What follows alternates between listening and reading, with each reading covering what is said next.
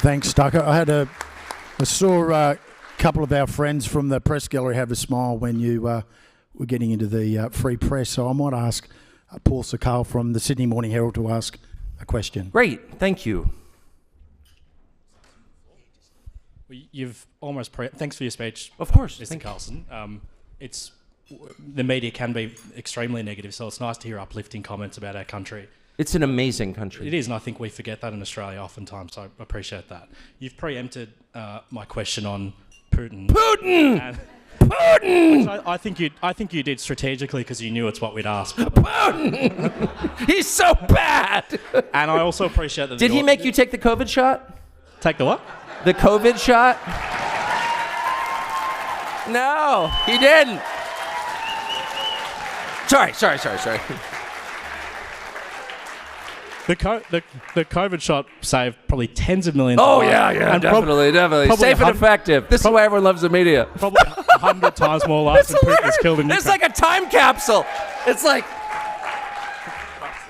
like you're like the last Japanese soldier on Okinawa. You think the war's still going. No, it didn't save millions of lives. Oh, it's hilarious. Sorry, I'm sorry. I'm being boorish. Can I get the full answer in without interruption? Okay, I beg your pardon. I'm interested in your position on Putin. Many people in this crowd would adore conservative prime ministers in this country like John Howard, Tony Abbott, mainstream right-wingers like Boris Johnson, Australian Liberals, some of their MPs are in the crowd, are vehemently anti-Putin. They believe he's a reprehensible figure who doesn't believe in the values of conservatism, such as the rule of law and democracy, which gives us the freedoms we have in our country. I'm interested... Do you feel any level of shame or regret that you were termed a useful idiot, and then post your interview, Vladimir Putin himself said in his Russian media that he was surprised at how weak your questions were, and he also said that you were wrong when you said that no other journalist had asked to interview him. He said that's not true.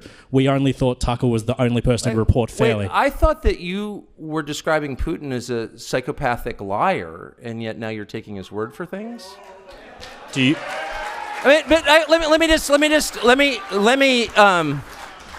me just quickly unpack your absurd soliloquy if I can. First, I'm stuck on the idea that Boris Johnson is a right winger. Do you know Boris Johnson? I do.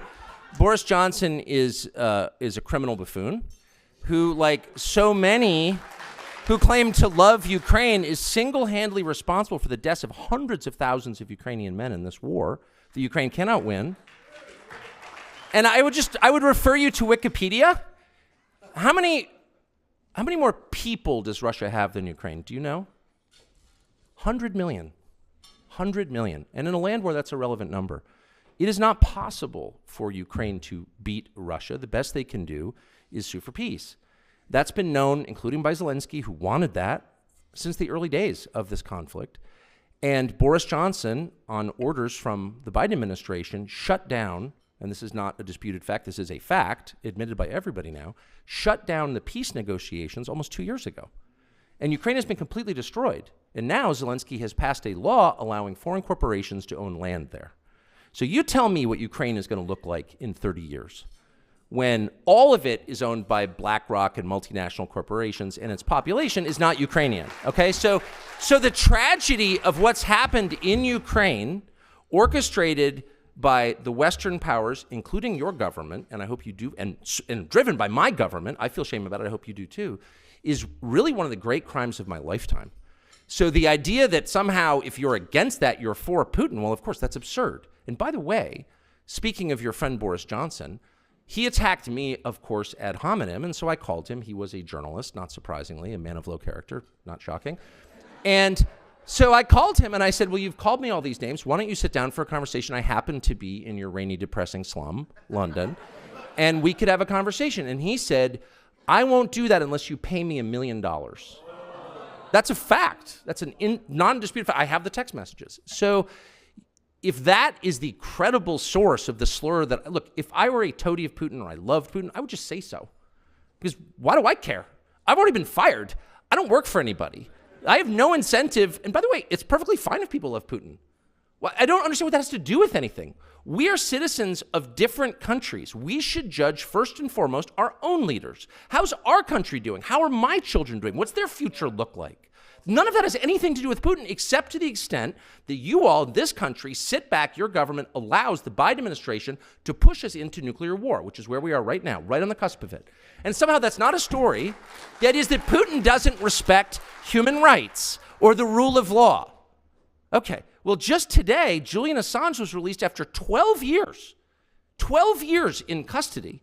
And your government did nothing. The UK made it possible, and the United States demanded it. You tell me how that's consistent with the rule of law or democracy. It's not. It's ruled by the intel agencies. It's lawlessness, and it's a crime. So I'm not saying that we're morally equivalent to Putin. I'm not saying that. What I'm saying is our concern should be first and foremost, how are our countries run? And we give our own leaders a pass time and time again because they point to some other creep on the world stage and say, he's bad. Kim Jong-un is bad. Well, yeah, of course he's bad.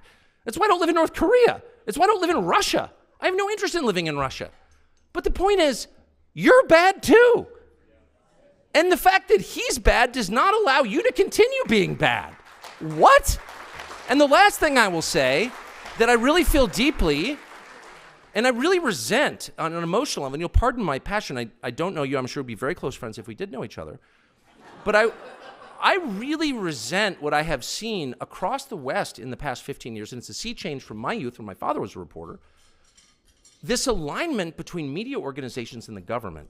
I find disgusting, actually.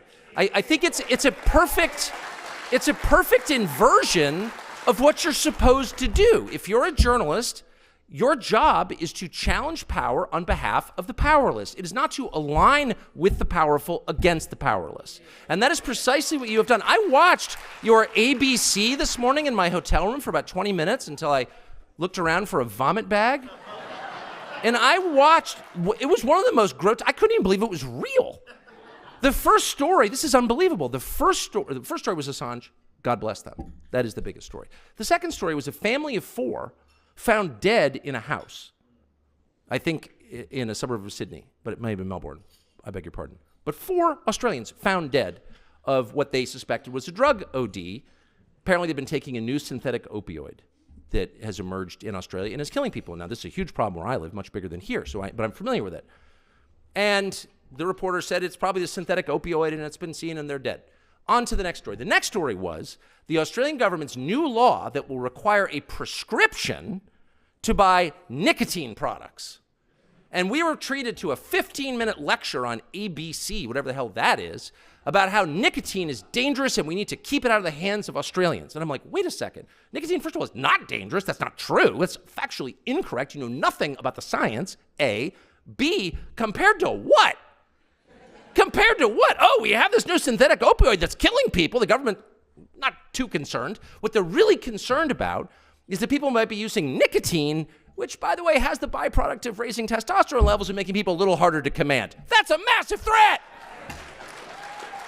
So this is the point where the media gets involved and says, wait a second, let's chart the death toll from vaping versus fentanyl. Maybe one's a little worse than the other. And what exactly are you doing about it? Why don't you press your ministers and your prime minister, like, what are you doing about it, about drug use? And the answer is nothing. Instead, they're hassling adults who want to use nicotine, which I would highly recommend to every person in this room as a life-enhancing, God-given chemical. That's just my view. But I'm like, a media should be like holding these people to the fire on that, or the vax injuries and deaths, which are manifold. They're everywhere. Are you joking? And in like countries that actually believe in science, and there are a few in Europe, they're looking at every vaccine causes injuries, every single one. One of my children was injured by a flu vaccine. This is known. In the United States, we're not allowed to sue. We can sue makers of playground equipment, totally fine. You can sue anybody for anything. Gun manufacturers, you cannot sue vaccine manufacturers. And every vaccine causes injuries, every single one. And there's a database publicly available in the United States that shows you how many. And the COVID vax, the mRNA vax from Pfizer, has caused more injuries than all self-reported injuries than all the previous vaccination campaigns for the last 50 years combined. And no one in the media has written a story about it. Because, well, there are a couple reasons. One is that Pfizer is one of the largest advertisers on television in the United States. And the point is not to sell the product. And I worked in television my whole life. So this is not speculation. The point is not to sell some weird drug for rheumatoid arthritis to TV viewers because people can't prescribe their own drugs. No, that's not the point. This is not a retail sales pitch. This is an insurance policy that the drug makers are buying with the big media companies. We're your biggest advertiser. Maybe if we have a lot of vax injuries from a brand new product, you won't say too much, and they don't. I think that's completely corrupt and shameful. And I have to say, I was fired over a year ago, so I don't have to worry about this or be defensive about it because I don't have a job. So there is a certain freedom in unemployment. And so I sympathize with you guys who work for these companies that are truly corrupt, and you sort of know that, but you don't want to deal with it because you've got kids and a mortgage. I get it. I've been there. But let's just be honest. Everybody else knows what it is. Everyone else knows how corrupt you are. And so there's a reason they have contempt for you. I'm just saying. Thanks, Tucker. On that note, I might pass you over to Andrew Green from the ABC. Oh, I love it. You gonna take my nicotine? It's dangerous. Good afternoon, Tucker. A prescription for nicotine. Okay. I missed that segment this morning. It's shocking. You should watch it. It's the dumbest thing I've ever seen on television. I do want to ask about a country you haven't mentioned today, and that's China. But before that, I wanted your response to the former Vice President, Mike Pence, who has tweeted in the past hour or so that the Assange developments are a miscarriage of justice by the Biden administration and that Assange endangered the lives of our troops. Can I just apologize for something that I said, and it's my fault. When I ascribed sort of all badness to the Biden administration, that's actually not true. The worst things that happen in our capital city are a bipartisan effort, and they are. That's just a fact. And so I don't want to be partisan and claim it's all the Democrats' fault. It's absolutely not. On the worst things that are happening in America, immigration and pointless wars and COVID policy, it was both parties, guys like Mike Pence, aligning with guys. Well, Joe Biden's not a person anymore, but the people around Joe Biden. And, the truth is, you want to know the actual truth? I won't be boorish, but Mike Pompeo was Trump's CIA director. And it emerged, and it's factual, that as CIA director, when Assange was locked in the Ecuadorian embassy for however many, 7 years or something, that he plotted to murder him. And Assange had never been charged with any crime in the United States at all. And under our system and yours, you can't just murder people because they embarrass you. So Assange leaked CIA secrets, and Pompeo, as director of CIA, plotted to murder him. That's a fact. And the remarkable thing is that no one arrested Mike Pompeo. He's still walking free. This is a guy who plotted a murder. He's a federal bureaucrat. In a democracy, federal bureaucrats, people are just appointed to a job as a political favor, can't just kill other people they don't like. That's not allowed. Speaking of Russia, and yet this is aimed at my country, people are like, no, that's totally reasonable. Pompeo's an upstanding guy. No, he's not. He's a criminal. He's a criminal. And he tried to murder the guy who exposed his crimes. It's super simple. It's what the mafia used to do. It's why they won every jury trial. Killed 2 jurors, the others acquit. And he tried to do that.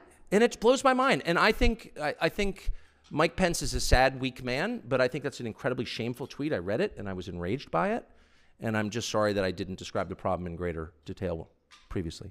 I'll get on to China now. You may or may not be aware of a strategic partnership Australia is involved with your country and the United Kingdom called AUKUS, where we will get nuclear-powered submarines. Can I get your assessment of that? And it was largely in response to China. Do you think China poses a threat here? I think that, first of all, I think it's very complicated, but I think the overview is this. China has 1.4 billion people and not enough resources or land. Australia has 26 million people and a sparsely populated continent that is brimming, overflowing with resources that countries with expanding economies need. And I don't know how expensive your politicians are. I'm guessing not very. So I don't think it'd be too much of a lift for China to just buy them all, and I assume they already are doing that. I mean, obviously they are doing that, and they're doing that in my country too. They bought the current president's son. So I'm not mad at China for that. Well, they did. They bought Hunter Biden. I mean, that's the whole story. And it's proven. Okay, so I'm not mad at China about that, just for the record. I'm not particularly anti-China.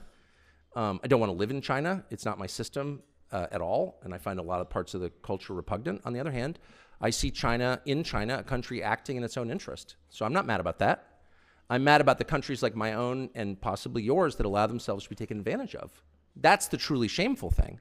So I just don't hate China. I see a rapidly growing country that will do whatever it can to help itself. And if it crushes people in the way, it will. Okay. So that's pretty reasonable. That's kind of a time-tested model. Your job is not to be crushed. And so I'd be very, very, very concerned about it. I don't think you face an imminent invasion or anything. I do think that the concerns about China, just the size differential, the resource question, population, these are the fears that have pushed generations of Australian governments into a counterproductive alliance with the United States and Great Britain. I think the view here is that the U.S. will rescue us if we ever really have a problem. And I don't think that's true. I'm sorry to say that. And I'm just saying that as, I just don't think it's true. And I think you're unwise for believing it's true. And I think a lot of people on Taiwan thought that was true. It turns out not to be true. I think a lot of Pashtuns in Afghanistan thought that was true. A lot of Montagnards in Vietnam thought that was true. A lot of Christian Iraqis thought that was true. And all of them learned the hard way that it's not true.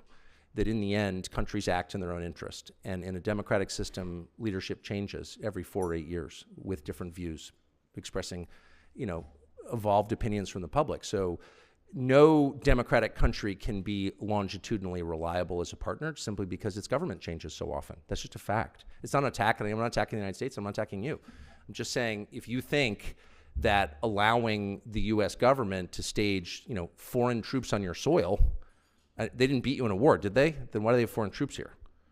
I'm sorry. I know I'm offending everybody. It's just a fact. And I don't know if that's like a huge part of your economy, but like rule one in my country is we don't have foreign troops on our soil because we're a sovereign country. And I don't understand why all these countries allow it. I love the United States. I'm glad, that we've got the whip hand, I guess. But I don't think any country should put up with that. No, you can't have soldiers in my country. Go away. You know what I mean? Like we can be friends, but having troops on my soil suggests not a friendship, but a master-slave relationship. And I'm just not into it at all. And I don't think you should be into it either. Thanks, Tucker. One final question from the press gallery. Kat Wong from AAP.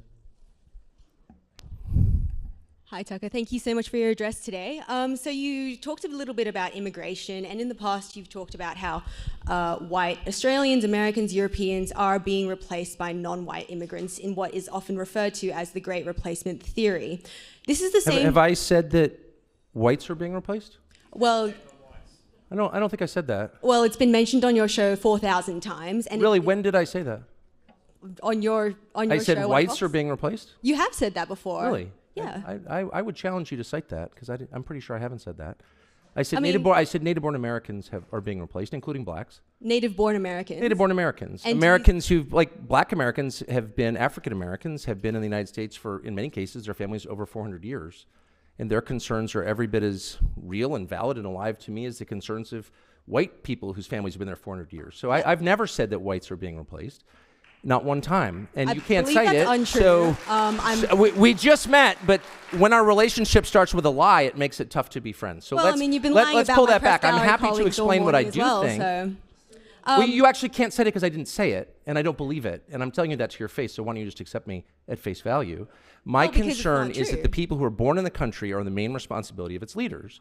And as noted earlier, when those leaders shift their concern from the people whose responsibility it is to take care of to people around the world to put their priorities above that of their own citizens, that's immoral. And they are being replaced in my country, people who are born in the United States. And the birth rate tells the whole story. They are not at replacement rate. And so the U.S. population is growing because we're importing people from other countries. And my view is that happy people have children, and a functioning economy allows them to do that. And we don't have that. And so you need to fix the economy and fix the culture and make it so that people who want to have kids can. You don't just go for the quick sugar fix of importing new people. Like, that's my position. And if you think that's racist, that's your problem. I never called you a racist. But of course you are suggesting, and well, I must say one of the reasons people don't like people like you in the media is that you never say exactly what you mean.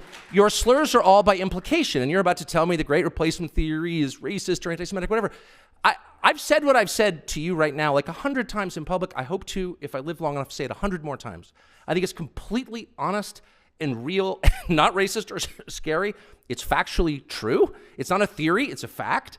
And the whole point of your question was to be like, you're a scary racist. Well, I haven't And actually my finished my response is, no, question. I'm not. Okay, well, how about no more lying in your questions, and then I'll answer it. Okay, well, this is the same theory, or as you say, idea, that has inspired the New York Buffalo shooting where 11 black Americans were killed. Come on. 2 You know white what I mean? Americans were killed. Like, and it's also okay, inspired... it's not, first of all... It's inspired one of the worst Australian guns How do of they all get time people to this shoot stupid in the media? I guess it doesn't pay well. Look, I'm sorry. I've lived among people like you for too long, and I don't mean to call you stupid. Maybe you're just pretending to be, but I'm totally against violence. I'm totally against the war in Ukraine, for example, which doubtless you support. And like all dutiful liberals, support more carnage. I don't. I hate mass shootings, actually. Nothing I said, what does it mean to inspire something? My views are not bigoted against any group. They're honest, they're factual. That's not hate, that's reality. And my views derive from my deep concern for Americans, actually. Americans aren't having kids because they can't afford to. And nobody in charge cares. And so that's my position. That doesn't inspire mass shootings. How dare you try to tie me to some lunatic who murdered people? How dare you, actually? And in fact, I mean, do you know what I mean? I'd be like, Hitler wore those shoes. A lot of people are saying that you're like Hitler. Can you explain those shoes? Hitler wore exactly the same shoes, and you're like, I've got nothing to do with Hitler. Well, that's how I feel about your absurd, disingenuous question. Right, so therefore you support gun control? What? I thought it couldn't don't get want any more dumber, but it shootings? did. No, I don't support disarming law-abiding people so they can't defend themselves. So the government has a monopoly on violence? I don't think so. First of all, in my country, that's illegal, as you know. But moreover, it should be illegal in every country. A sovereign person has the right to defend himself and his family. Period. And that said, I'm totally opposed to harming anyone. Anyone. Have you been calling? Are you concerned about the war in Ukraine? And the countless innocents being murdered there every single day? I doubt you are. Probably Putin bad. I am. I'm a Christian. I hate violence. I hate mass shootings. I have guns at home, and often on my person when I'm in the United States, I'm proud to say, because I want to defend myself and those I love against violence. That's the point. I'm not perpetrating crimes. I'm not shooting strangers. I'm defending what I love. And if you're against that, I guess I would ask why. Why would you be against that? Well, so you don't think you harbor any kind of responsibility for these hate crimes? I'm sorry. I'm trying to be charitable. I was like, maybe you're just pretending to be dumb. Now I don't think it's an act.